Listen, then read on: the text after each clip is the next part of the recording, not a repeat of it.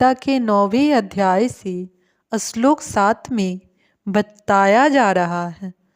संपूर्ण विराट जगत मेरे अधीन है। यह मेरी इच्छा से बारंबारता स्वतः प्रकट होता रहता है और मेरी ही इच्छा से अंत में विनष्ट होता है। अब इस श्लोक का विस्तार में अध्ययन हुआ है। यह भौतिक जगत भगवान की अपरा शक्ति की अभिव्यक्ति है। इसकी व्याख्या कई बार की जा चुकी है। सृष्टि के समय यह शक्ति महत्वता के रूप में प्रकट होती है, जिसमें भगवान अपने प्रथम पुरुष अवतार महाविष्णु के रूप में प्रवेश कर जाते हैं। वे कार्नावर्ण में शयन करते हैं और अपने श्वान से असंख्यक ब्रह्मंडल निकालते हैं और इन ब्रह्मंडलों में से हर एक में वे गर्भोदकशायी विष्णु के रूप में प्रवेश करते हैं। इस प्रकार प्रत्येक ब्रह्मंडल की सृष्टि होती है। वे इससे भी आगे अपने आप को क्षीरोदकशायी विष्णु के रूप में प्रकट करते हैं और यह विष्णु प्रत्येक वस्तु में, यहाँ तक कि प्रत्येक अणु में प्रवेश कर जाते हैं। इसी तथ्य की व्याख्या यहाँ हुई है। भगवान प्रत्येक वस्तु में प्रवेश करते हैं। यहाँ तक कि जीवात्माओं का संबंध है। वे इस भौतिक प्रकृति के गर्भस्थ किए जाते हैं और वे अपने अपने पूर्व कर्मों के अनुसार विभिन्न योनियां ग्रहण करते हैं। इस प्रकार इस भौतिक जगत के कार्यकलाप प्रारंभ होते हैं। विभिन्न जीव योनियों के कार्यकाल सृष्टि के समय से ही प्रारंभ हो जाते हैं। ऐसा नहीं है कि योनियां क्रमशः विकसित होती है। सारी की सारी योनियां ब्रह्मांडल की सृष्टि के साथ ही उत्पन्न होती है। मनुष्य, पशु, पक्षी ये सभी एक साथ उत्पन्न होते हैं, क्योंकि पूर्व प्रलय के समय जीवों को जो इच्छाएं थी वे पुनः प्रकट होती है। इसका स्पष्ट संकेत अश्व शब्द से मिलता है। जीवों को इस प्रक्रिया से कोई सरोकार नहीं रहता।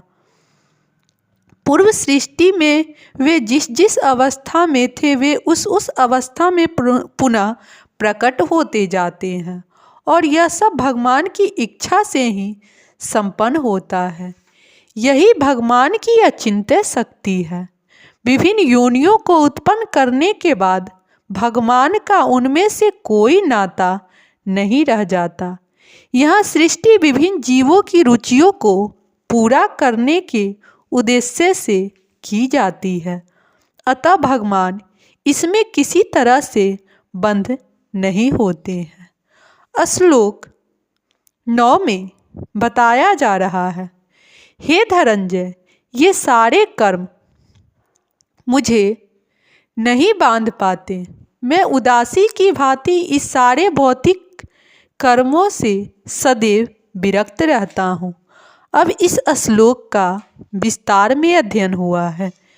इस प्रसंग में यह नहीं सोच लेना चाहिए कि भगवान के पास कोई काम नहीं है। वे अपने वैकुंठ लोक में सदैव व्यस्त रहते हैं।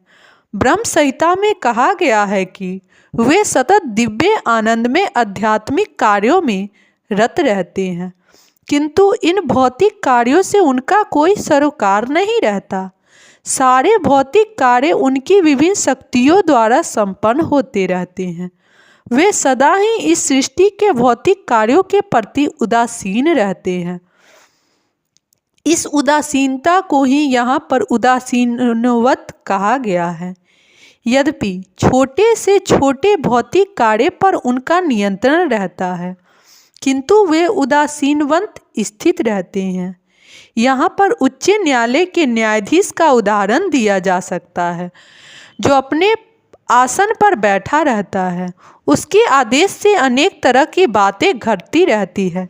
किसी को फांसी दी जाती है तो किसी को कारावास की सज़ा मिलती है, तो किसी को प्रचुर धनराशि मिलती है, तो भी वह उदासीन रहता है। उसे इस हानि लाभ से कुछ भी लेना देना नहीं रहता। इसी प्रकार भगवान भी सदैव उदासीन रहते हैं, यद्यपि प्रत्येक कार्य में उनका हाथ रहता है। वेदांत सूत्र में यह कहा गया है कि वे इस जगत के द्वंद्वों में स्थित नहीं हैं, वे इन द्वंद्वों से अतीत हैं। न ही इस जगत की सृष्टि तथा प्रलय में ही उनकी आसक्ति रहती है। सारे जीव अपने पूर्व कर्मों के अनुसार विभिन्न योनियां ग्रहण करते रहते हैं और भगवान इसमें कोई व्यवधान नहीं डालते। राधे राधे भक्तजन।